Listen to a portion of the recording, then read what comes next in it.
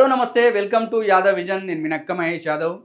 ఈరోజు మనం చెప్పబోయే కథ ఒక రైతు కొడుకు దేశానికి నిజమైన సేవకుడిగా ఎదిగిన నాయకుడు హంసరాజ్ గంగారాం అహిర్ గారి జీవితం గురించి. ఈరోజు అతని జన్మదినం సందర్భంగా సామాన్య రైతు కుటుంబం నుంచి కేంద్ర మంత్రిగా ఎదిగిన తీరు, 4 సార్లు ఎంపీగా గెలిచిన తీరు, దేశంలోనే ఉత్తమ ఎంపీగా పేరు తెచ్చుకున్నటువంటి హంసరాజ్ అహిర్ గారి జీవితం గురించి తెలుపబోతున్నాను. కాబట్టి ఈ కంటెంట్ ఎక్కువ మందికి రీచ్ కావాలంటే మా యొక్క ఛానల్ని లైక్ చేయండి, షేర్ చేయండి, సబ్స్క్రైబ్ చేయండి. హంసరాజ్ అహిర్ గారు 1954 నవంబర్ 11న మహారాష్ట్రలోని నాందేడ్ జిల్లాలోని ఒక చిన్న గ్రామంలో ఒక సాధారణ రైతు కుటుంబంలో జన్మించడం జరిగింది. ఆయన చదివింది కేవలం ఎస్ఎస్సి వరకు మాత్రమే అయినప్పటికీ ఆయన కలలు మాత్రం దేశాన్ని మార్చాలనే దిశగా ప్రయాణం చేశాయి. భూమిలో చెమటోడ్చి జీవించిన ఈ రైతు గుండెల్లో దేశం, రైతులు, ఓబీసీలు ఉన్నారు. ఇదే ఆయన జీవన పంత, సేవ మరియు సామాజిక న్యాయ పంత. 1980లో రాజకీయాల్లోకి అడుగుపెట్టిన హంసరాజ్ అహిర్ చందాపూర్లో ఆర్ఎస్ఎస్ జనసంఘలతో పనిచేస్తూ బీజేపీ యువమోర్చా అధ్యక్షుడిగా ఎదగడం జరిగింది. రైతుల సమస్యలు, ఓబీసీ హక్కులు ఇవే ఆయన మొదటి లక్ష్యాలు. 1994లో మహారాష్ట్ర లెజిస్లేటివ్ కౌన్సిల్ సభ్యుడిగా ఎన్నికై రాష్ట్ర స్థాయి అనుభవం సంపాదించారు. తర్వాత 1996లో చంద్రాపూర్ నుండి లోక్సభకు ఎన్నికయ్యారు. 2004, 2009, 2014లో వరుసగా 4 సార్లు గెలిచి ప్రజల విశ్వాసాన్ని గెలుచుకున్నారు. పార్లమెంట్లో ఆయన పనితీరు విశేషంగా నిలిచింది. స్పీకర్ సోమనాథ్ చటర్జీ ఆయన రోల్ మోడల్ ఎంపీ అని ప్రశంసించారు. 15వ లోక్సభలో ఆయన 24 బిల్లులు ప్రవేశపెట్టడం జరిగింది. ప్రైమ్ పాయింట్ ఫౌండేషన్ నుండి 5 సార్లు సంసద్ రత్న అవార్డు అందుకోవడం జరిగింది. మాజీ రాష్ట్రపతి డాక్టర్ ఏపీజే అబ్దుల్ కలాం ఆయనను నెంబర్ 1 ఎంపీ అని పిలిచేవారు. 2012లో దేశాన్ని కుదిపేసిన కోల్ అలొకేషన్ స్కామ్ని ఆయన బహిర్గతం చేయడం జరిగింది. ప్రకాష్ జవదేకర్తో కలిసి సెంట్రల్ విజిలెన్స్ కమిషన్కి అర్జీ పెట్టడం జరిగింది.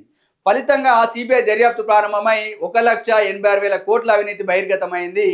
2014లో మోడీ ప్రభుత్వం ఏర్పడిన తర్వాత ఆయనకు కేంద్ర మంత్రివర్గంలో స్థానం దక్కడం జరిగింది. మొదట కెమికల్స్ అండ్ ఫర్టిలైజర్స్ శాఖలో, తర్వాత హోమ్ అఫైర్స్ శాఖలో స్టేట్ మినిస్టర్గా, సెంట్రల్ మినిస్టర్గా బాధ్యతలు చేపట్టడం జరిగింది. దేశ భద్రత, సరిహద్దు సమస్యలపై ఎక్కువ దృష్టి పెట్టేవారు. రైతుల భూమి పరిహారం, సైకిల్ సెల్ అనీమియా సెంటర్లు, ఏఎస్ఐ మ్యూజియం, ప్రతి ప్రాజెక్టులో ఆయన చిహ్నం కనిపిస్తోందంటే కేవలం హంసరాజ్ అహిర్కున్న నిజాయితీ, సేవాభావం మాత్రమే అని మనం గర్వంగా చెప్పవచ్చు. 2019లో ఎంపీ పదవి ముగిసినా ఆయన సేవ ఆగలేదు. ప్రస్తుతం హంసరాజ్ అహిర్ గారు national commission for backward classes చైర్మన్గా బాధ్యతలు నిర్వర్తిస్తున్నారు. రాష్ట్రపతి ద్రౌపది ముర్ము చేత నియామక పత్రం అందుకున్నారు. ఓబీసీల హక్కులు, సామాజిక న్యాయం కోసం నిరంతరం పోరాటం చేయడం జరుగుతుంది. ఓబీసీలు దేశ జనాభాలో దాదాపు సగం ఉన్న ఇంకా వెనుకబడ్డ వర్గంగానే జీవితం కొనసాగిస్తున్నారు. జ్యోతిబా పూలే, పెరియార్, మండల్ కమిషన్ వీరి స్ఫూర్తితో ప్రారంభమైన ఈ పోరాటం ఇప్పుడు హంసరాజ్ అహిర్ చేతుల్లో కొత్త దిశలో సాగుతోంది. హంసరాజ్ అహిర్ గారి జీవితం మనకు చెప్పేది ఒక్కటే: చదువు తక్కువైనా మనసు పెద్దదైతే చాలు, ఓటమి ఎదురైనా వెనక్కి తగ్గవద్దు, భ్రష్టాచారానికి ఎదురు నిలబడండి, పదవి ముగిసినా సేవ ముగేదని చెప్పడం జరుగుతుంది. ఒక రైతు కొడుకు నిజాయితీతో, ధైర్యంతో, సేవాభావంతో దేశానికి ఆదర్శ నాయకుడిగా మారిన ఉదాహరణ హంసరాజ్ గంగారాం అహిర్ గారు అని మనం గర్వంగా మాట్లాడుకోవచ్చు. కాబట్టి ఈరోజు అతని జన్మదినం సందర్భంగా national backward classes president Dinesh Yadav గారు అతనికి హృదయపూర్వక జన్మదిన శుభాకాంక్షలు తెలపడం జరిగింది. అదేవిధంగా యాదవ్ విజన్ ప్రేక్షకుల తరపున, యాదవ్ విజన్ యాజమాన్యం తరపున అతనికి హృదయపూర్వక జన్మదిన శుభాకాంక్షలు. కాబట్టి ఇలాంటి మరిన్ని విషయాలతో మీ ముందుకు వచ్చే ప్రయత్నం చేస్తా. కాబట్టి చూస్తూనే ఉండండి యాదవ్ విజన్ ఛానల్. మా యొక్క ఛానల్ని లైక్ చేయండి, షేర్ చేయండి, సబ్స్క్రైబ్ చేయండి.